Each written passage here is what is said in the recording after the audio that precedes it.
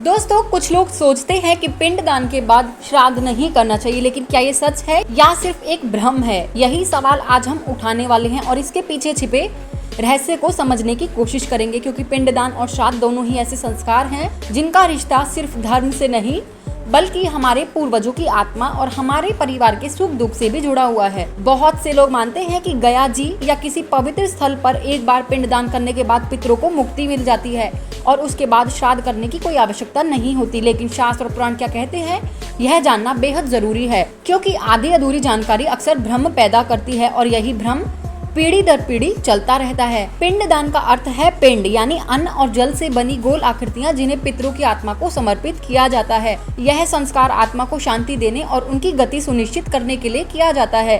पुराणों में पिंडदान को इतना महत्वपूर्ण बताया गया है कि इसे किए बिना आत्मा को मोक्ष की ओर जाना कठिन माना गया है। यही कारण है कि हर साल लाखों लोग गया, काशी, प्रयाग और गंगा तट पर जाकर पिंडदान करते हैं। लेकिन क्या पिंडदान करने से पितरों की आत्मा हमेशा के लिए तृप्त हो जाती है? क्या इसके बाद श्राद्ध की कोई आवश्यकता नहीं बचती? इसका उत्तर शास्त्रों में साफ मिलता है। महाभारत, गरुड़ पुराण और वायु पुराण में स्पष्ट रूप से लिखा है कि पिंडदान और श्राद्ध दोनों अलग अलग कर्मकांड हैं, जिनका उद्देश्य भी अलग है।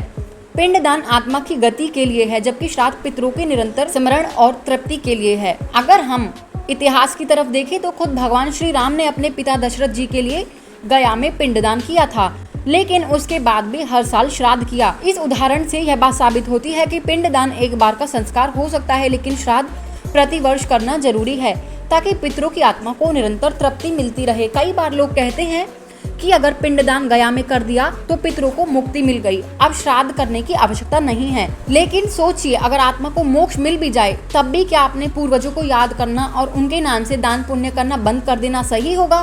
श्राद्ध का असली अर्थ ही श्रद्धा से पूर्वजों को स्मरण करना, और यही परंपरा हमें जोड़ती है हमारी जड़ों से, हमारे कुल से और हमारे संस्कारों से। शास्त्रों के अनुसार पितरों को हर साल तर्पण और श्राद्ध की आवश्यकता होती है, क्योंकि यह हमारे कर्म और आचरण का एक हिस्सा है। गरुड़ पुराण में कहा गया है कि जो व्यक्ति श्राद्ध करता है उसके पितृ प्रसन्न होकर उसे आयु, धन और संतान का आशीर्वाद देते हैं। वहीं जो श्राद्ध नहीं करता उसके घर में अशांति, बीमारी और बाधाएं बनी रहती हैं। इसका मतलब यह हुआ कि श्राद्ध सिर्फ पितरों के लिए ही नहीं बल्कि हमारे अपने कल्याण के लिए भी है। अब सवाल उठता है कि अगर पिंडदान इतना शक्तिशाली संस्कार है तो फिर श्राद्ध क्यों करना चाहिए? इसका उत्तर सीधा है। पिंडदान आत्मा को गति देता है, लेकिन श्राद्ध आत्मा को निरंतर तृप्ति देता है। ठीक वैसे ही जैसे कोई व्यक्ति परीक्षा पास कर ले तो वह एक बार की उपलब्धि है, लेकिन आगे के जीवन में उसे भोजन, वस्त्र और सुख सुविधाओं की जरूरत हमेशा बनी रहती है। उसी तरह पिंडदान आत्मा को गति देता है और श्राद्ध उनकी शांति और संतोष को बनाए रखता है। कई विद्वान कहते हैं कि गया में पिंडदान करने से 14 पीढ़ियों तक के पितरों को मुक्ति मिल जाती है। लेकिन इसका अर्थ यह नहीं कि श्राद्ध करना बंद कर दिया जाए, बल्कि इसका अर्थ यह है कि आत्मा को एक विशेष दिशा मिल गई है। लेकिन हर साल श्राद्ध करके हम उन्हें स्मरण कर उनकी आत्मा को और अधिक संतोष और आशीर्वाद दिला सकते हैं। हिंदू धर्म की परंपरा में श्राद्ध को एक कर्तव्य माना गया है। मनुस्मृति में कहा गया है कि जैसे इंसान अपने माता पिता की सेवा करता है, वैसे ही उसके निधन के बाद उनकी आत्मा की सेवा श्राद्ध के द्वारा करनी चाहिए। यह सेवा अनिवार्य है, चाहे पिंडदान किया हो या नहीं। दोस्तों, यह भी समझना जरूरी है कि पिंडदान और श्राद्ध दोनों के पीछे वैज्ञानिक दृष्टि भी है। पिंडदान के समय चावल, जौ, तिल और जल का उपयोग किया जाता है, जिनमें प्राकृतिक ऊर्जा होती है।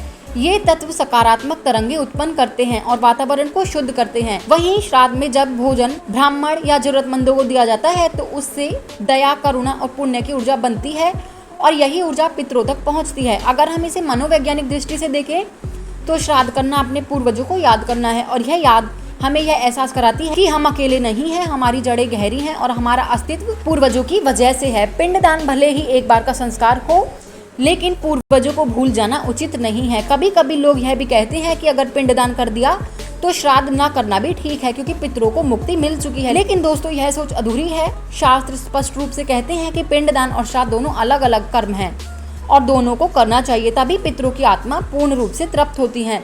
आपने यह भी देखा होगा कि बड़े बड़े आचार्य और संत भी अपने पितरों का श्राद्ध करते हैं, जबकि उन्होंने पिंडदान भी कराया होता है।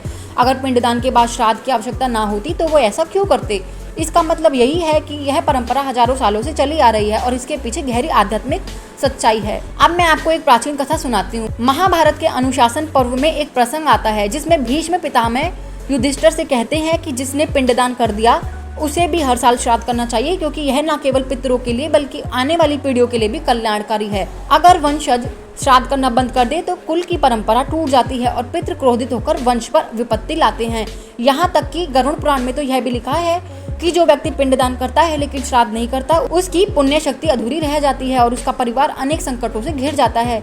इसका मतलब यह है कि पिंडदान और श्राद्ध दोनों मिलकर ही पूर्ण फल देते हैं। अब हम एक और दृष्टिकोण से देखें, अगर पिंडदान के बाद श्राद्ध न करना होता तो पितृपक्ष जैसे बड़े पर्व की परंपरा क्यों बनाई जाती? यह पर्व ही इसलिए है ताकि हम हर साल अपने पूर्वजों को याद कर सके, उनके नाम पर अन्न, जल और तर्पण अर्पित कर सके और उन्हें धन्यवाद कह सके। पितृपक्ष का महत्व सिर्फ एक धार्मिक नहीं बल्कि सामाजिक भी है। इस समय दान करना, गरीबों की मदद करना, ब्राह्मणों को भोजन कराना, यह सब समाज में संतुलन लाता है। यह कर्म केवल पितरों के लिए ही नहीं बल्कि जीवित लोगों के लिए भी कल्याणकारी होता है। यही कारण है कि हमारे ऋषि मुनियों ने पिंडदान और श्राद्ध दोनों को महत्व दिया है।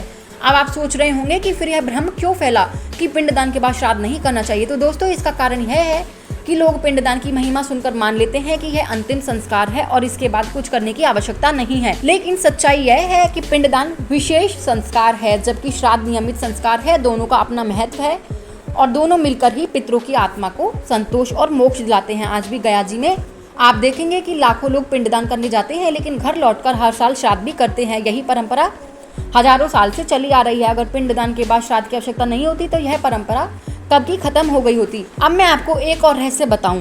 कहा जाता है कि जब पिंडदान किया जाता है तो वह आत्मा को एक विशेष लोक की ओर भेज देता है, लेकिन हर साल श्राद्ध के समय आत्माएं अपने वंशजों के घर आती ही हैं और उन्हें देखती हैं।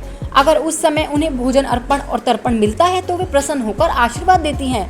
अगर उन्हें यह सब नहीं मिलता तो वे दुखी हो जाती हैं। इसलिए दोस्तों, यह सोच बिल्कुल गलत है कि पिंडदान के बाद श्राद्ध की आवश्यकता नहीं होती। असल में दोनों संस्कार मिलकर ही पूर्ण फल देते हैं। यही कारण है कि पुराणों में लिखा है कि पिंडदान से आत्मा की गति होती है और श्राद्ध से उनकी तृप्ति होती है। अब बात आती है निष्कर्ष की, तो इसका उत्तर बिल्कुल साफ है कि पिंडदान के बाद भी श्राद्ध करना चाहिए, क्योंकि पिंडदान एक बार का संस्कार है जबकि श्राद्ध हर साल करने वाला कर्तव्य है। यह न केवल पितरों की आत्मा को शांति देता है बल्कि वंशजों के जीवन में सुख, समृद्धि और आशीर्वाद भी लाता है।